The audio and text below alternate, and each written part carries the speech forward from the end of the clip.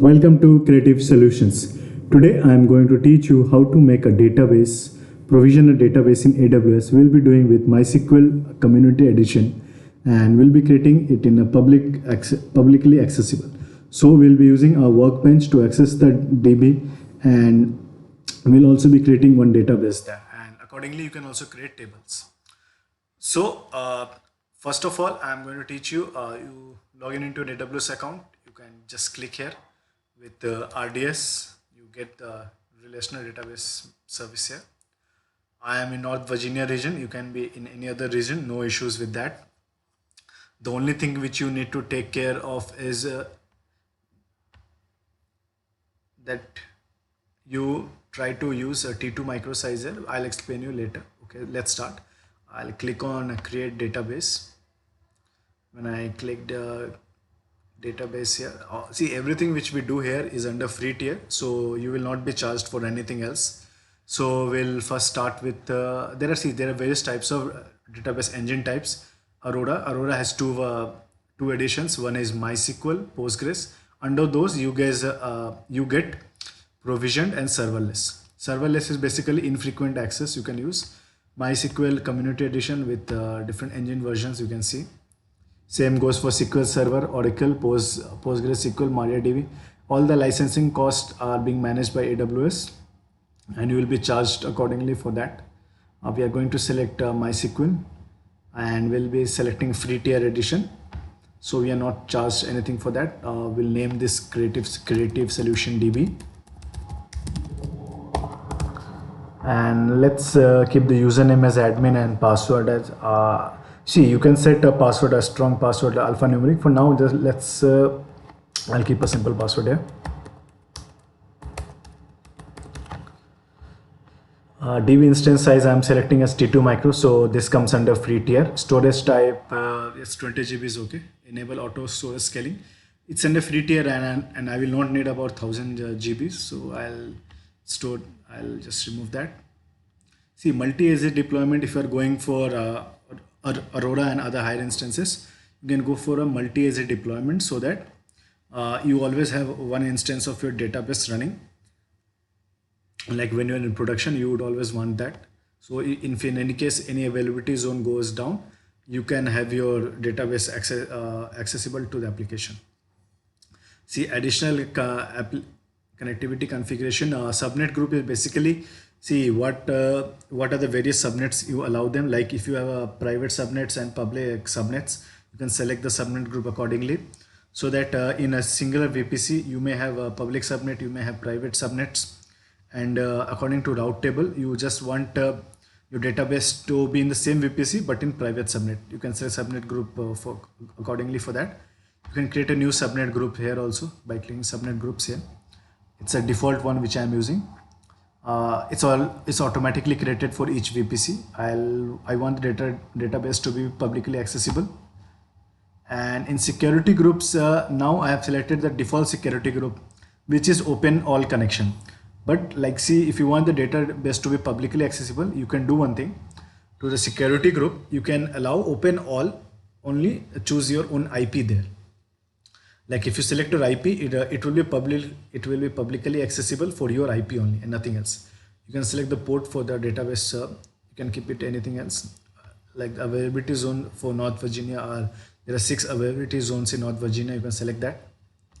Now password authentication with IAM database and password normal authentication.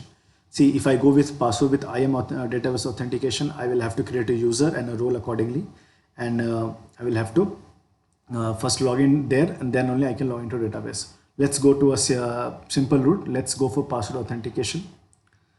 And additional configuration is like what is the initial database you want to create. I'll just select creative DB here, and I do not want any backups here. Let's remove backups. If you want, you can do like, there's no issue in that. And like enhanced monitoring may cost you, error logs and all. See, minor upgrades are basically like if there are some patches and all, if you want to do that, like it happens during the maintenance window. Like if you set a maintenance window here, during that time your database would be down and any upgrades or patches would be done to your database accordingly. I'll select no preference and enable. I will disable those. Enable deletion protection is basically if by mistakenly someone does not delete your database. So I'll just disable this because I would be deleting this database.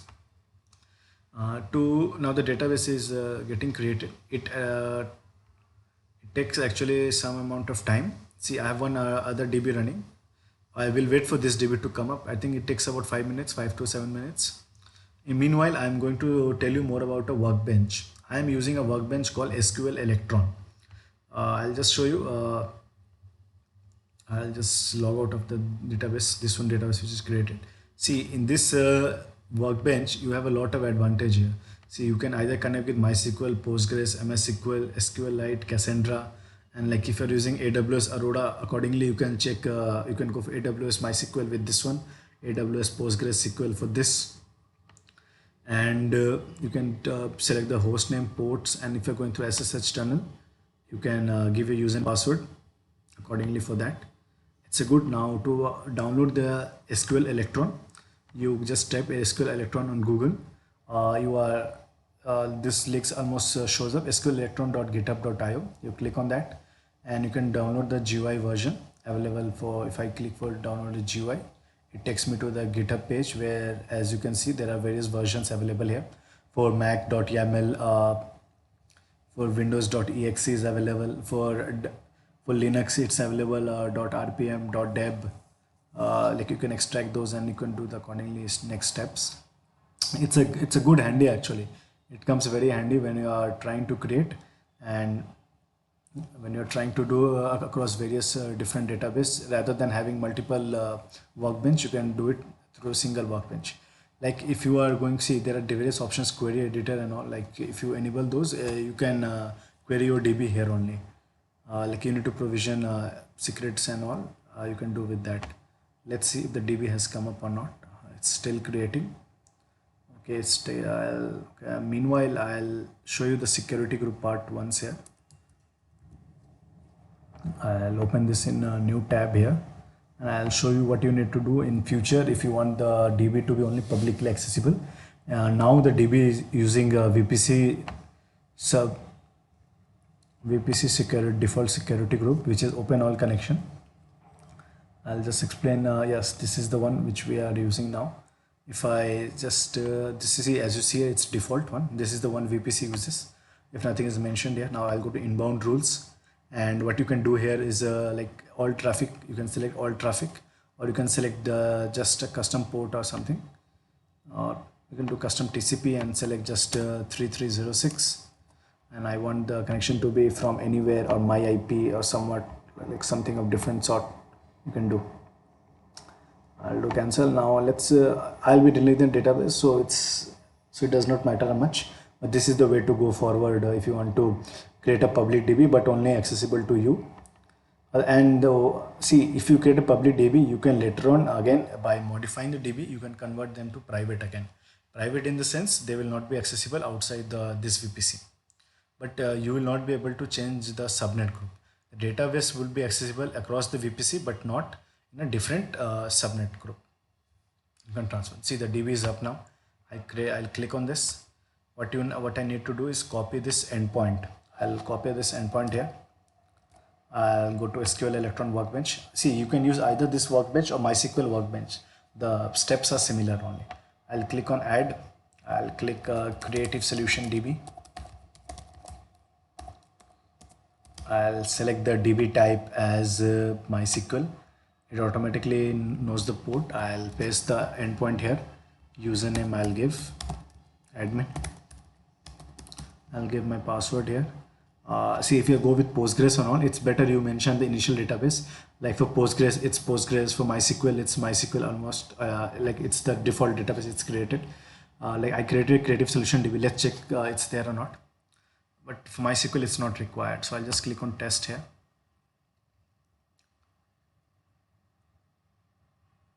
Yep. See, it connection test successfully connected. Now I'll save this. This is a DB which I did. Now I'll click connect. When I click the connect, yeah, see creative DB which I created during the initial schema. Now you can see if you can run a command here. You can run a command create database. You can just write db2 something like that, and you can execute this command. There's no issues. It's more or less same workbench commands you do. Yes, now you can create tables accordingly, and you can do everything. There's no issues with that. Now you can create log close connection. This is the one. And to delete your resource, you just come back here. You can see if I want to modify the DB, I'll just click on this. I'll go to modify, and we'll see if the modified table opens up. Yeah, as you see, the modifier is opened up, and there are various options which you can change the master password for this. You can change the publicly accessible. You can change ports also, and like I'll just turn off the publicly accessible now. I'll turn this to no. Might release loss of connectivity. Yeah, no issues. I'll click on continue, and I will apply immediately on the changes here. I'll modify DB changes, apply immediately, and the DB would be down for a little bit time, and the changes would be updated accordingly. This is how you create a simple MySQL DB and connect it through your workbench. And you can also do it in publicly accessible or privately accessible.